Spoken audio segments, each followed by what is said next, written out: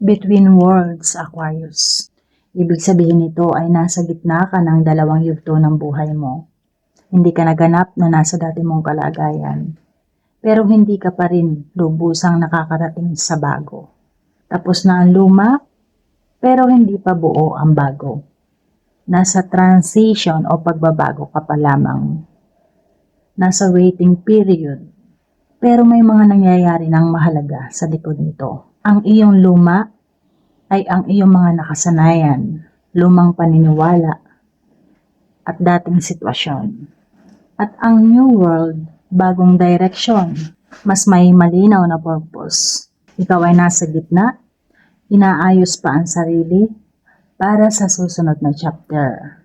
Magtiwala sa proseso, Aquarius. Huwag pilitin ang next step kung hindi pa handa. Obserbahan, magnilay-nilay at pakinggan ang iyong intuition. Ang post na ito ay hindi delay, kundi preparation. Kaya naman pagdating sa iyong relasyon, may mga pagtatapos o pagbabago. Pero may mas akmang darating. Sa trabaho, may transition, posibleng may iniiwan para sa mas tama. Sa personal growth mo, nagigising ka na sa mas malalim na sarili mo. Yan ang Between Worlds, Aquarius.